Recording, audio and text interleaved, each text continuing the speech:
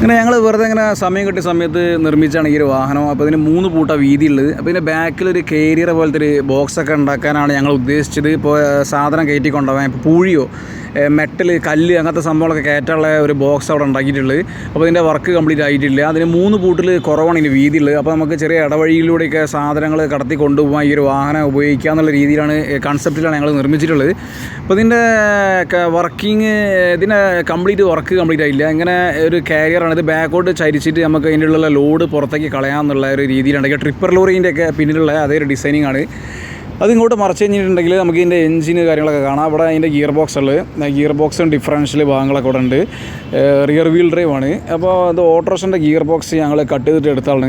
ഓട്ടോറിക്ഷൻ്റെ rear engine back engine ഓട്ടോറിക്ഷൻ്റെ gear box നമ്മൾ cut ചെയ്തിട്ട് ആണ് ഈ ഒരു ബാക്കിലെ ഡിഫറൻഷ്യലും റിവേഴ്സ് ഗിയറൊക്കെ നമ്മൾ യൂസ് ചെയ്യാൻ വേണ്ടിയിട്ട് നിർമ്മിച്ചിട്ടുള്ള ഈ ഒരു ഭാഗം കട്ട് ചെയ്തെടുത്താണ്. അപ്പോൾ ഇവിടെ അതിൻ്റെ ഹൗസിങ്, അതേപോലെ അതിൻ്റെ ആക്സിൽ കയറാനുള്ള ആ ഒരു ആക്സിൽ കപ്പൊക്കെ അവിടെ കാണാം. അപ്പോൾ ഈ ഒരു ആക്സിലൊക്കെ ഞങ്ങൾ മോഡിഫൈ ചെയ്ത് ഉണ്ടാക്കിയിട്ട് എടുത്താണ്. ആക്സിലിന് 2 ചെറിയ റാഡാണ്. അതേപോലെ ഇത് സ്കൂട്ടറിൻ്റെ ഹബ്ബാണ്. ഈ ഒരു വീൽ ഫിറ്റ് ചെയ്യാൻ വേണ്ടിയിട്ട് ഞങ്ങൾ 2 സ്കൂട്ടറിൻ്റെ ഹബ്ബ് യൂസ് ചെയ്തിട്ടുണ്ട്. അതേപോലെ ഇതിൻ്റെ ബ്രേക്ക് അവിടെ കാണാം. ബ്രേക്ക് നമ്മൾ ടെമ്പററി നിർമ്മിച്ചാണ്. ബ്രേക്ക് അത്ര പെർഫെക്റ്റ് ആയിട്ടില്ല. ശരിക്കും അതൊന്നുകൂടി റീകൺസ്ട്രക്ഷൻ ചെയ്യാണ്ട് ബ്രേക്ക് അത്ര എഫക്റ്റീവ് ആയിട്ടില്ല. ഇവിടെ ഈ ഒരു സ്കൂട്ടറിൻ്റെ ഫ്രണ്ടിൽ വരുന്ന ഹബ്ബാണ്. അത് കറക്റ്റ് ഇവിടെ സെറ്റ് ചെയ്ത് എടുക്കാനുണ്ട്. ഇത് ശരിക്കും ഇതിൻ്റെ വർക്ക് കംപ്ലീറ്റ് ആയിട്ടില്ല. അതുകൂടാതെ ഇതിൻ്റെ റിവേഴ്സിൻ്റെ കേബിളാണ്. ഓട്ടോറിക്ഷയ്ക്ക് ബജാജ് ഓട്ടോറിക്ഷൻ്റെ ആ ഒരു റിവേഴ്സും ഫോർവേഡും സെലക്ട് ചെയ്യാനുള്ള കേബിളാണ്. അതിൻ്റെ ലിവർ ഇവിടെ കൊടുത്തിട്ടുണ്ട്. ഇത് പിന്നോട്ട് വലിച്ചു കഴിഞ്ഞാൽ റിവേഴ്സിലാണ് വണ്ടി പോവുക. റിലീസ് ചെയ്ത് കഴിഞ്ഞാൽ ഫോർവേഡിലേക്ക് പോവുക. അങ്ങനെയാണ് ഇതിൻ്റെ ആ ഒരു സിസ്റ്റം വരുന്നത്. ഇതിന് ഡിഫറൻഷ്യലൊക്കെ ഉള്ളതുകൊണ്ട് ഇത് വളച്ചെടുക്കാനൊക്കെ വളരെ ഈസിയാണ്. വീൽ ഊരി പോവുക അങ്ങനത്തെ പ്രോബ്ലംസ് ഒന്നുമില്ല. ഇവിടെ അതിൻ്റെ ക്ലച്ച് ഉണ്ട്. ക്ലച്ച് കാലിലാണ് കൊടുത്തിട്ടുള്ളത്.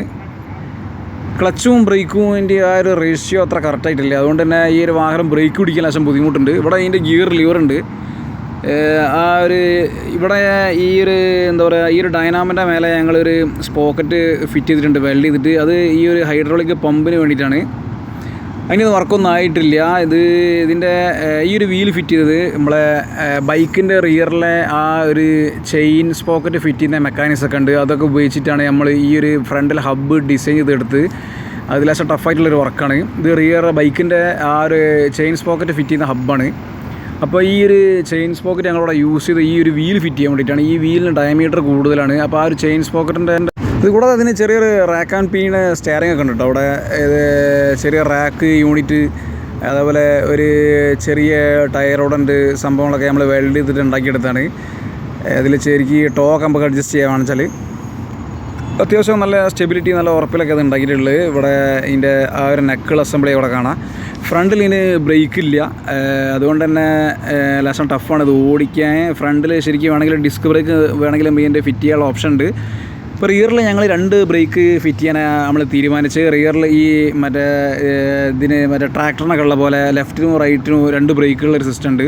അപ്പോൾ ആ ഒരു രീതിയിലാണ് ഈ ഒരു വാഹനം നിർമ്മിച്ചിട്ടുള്ളത്. അതുകൂടാതെ ഇവിടെ അതിൻ്റെ CDI യൂണിറ്റ്, ഈ ഒരു ബൈക്കിൻ്റെ എൻജിനുമായിട്ട് ബന്ധപ്പെട്ട കുറേ സംഭവങ്ങളൊക്കെ ഇവിടെ ഉണ്ട്. അതിൽ ആക്സിലേറ്റർ പെടലൊക്കെ ഞങ്ങൾ ഉണ്ടാക്കിയെടുത്തൊരു സംഭവമാണ്. കുറേ ടൈം എടുത്തിട്ട് ചെയ്തതല്ലാതെ പെട്ടെന്ന് ഞങ്ങൾ ഉള്ള സാധനങ്ങളൊക്കെ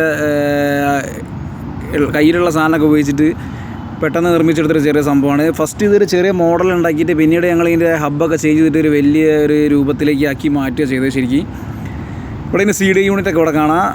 സ്റ്റെയറിങ് കോളം ഇത്തരം സംഭവങ്ങളൊക്കെ ഇവിടെ ഉണ്ട്. ഫ്യൂവൽ ടാങ്ക്, അതുപോലെ ലൈറ്റിൻ്റെ ഫ്യൂവലിൻ്റെ ആ പൈപ്പ്, പാഷൻ്റെ എഞ്ചിൻ അവിടെ യൂസ് ചെയ്തിട്ടുള്ളത്. പാഷൻ്റെ എഞ്ചിന്, അതേപോലെ തന്നെ എഞ്ചിൻ ഫ്രണ്ടിലും ഇതിൻ്റെ ആ ഒരു ഡിഫറൻഷ്യൽ ഭാഗങ്ങളൊക്കെ റിയറിലാണ് വരുന്നത്. ഇവിടെ അതിൻ്റെ കിക്കറൊക്കെ കാണാം. ആ കിക്ക് ചെയ്യാനുള്ള ഒരു സ്പേസ് ഇവിടെ വിട്ടിട്ടുണ്ട്. അതുകൊണ്ട് തന്നെ ഇവിടെ കുറച്ച് സ്പേസ് വേസ്റ്റായി. ഇവിടെ ചെയിൻ അഡ്ജസ്റ്റ് ചെയ്യാനുള്ള ആ ഒരു മെക്കാനിക്സ് ഒക്കെ ഇവിടെ ഉണ്ട്.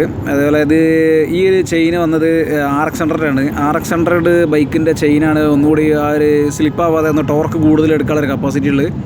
ഇത് കൂടാതെ ഇവിടെ കുറേ അഡ്ജസ്റ്റ്മെൻറ്റ്, എഞ്ചിൻ മൗണ്ടിങ്, എഞ്ചിൻ ബോൾട്ടൊക്കെ ഇട്ട് ഫിറ്റ് ചെയ്തതാണ്. ഇവിടെ ഇത്ര സംഭവങ്ങളൊക്കെ ഇവിടെ ഉള്ളത്.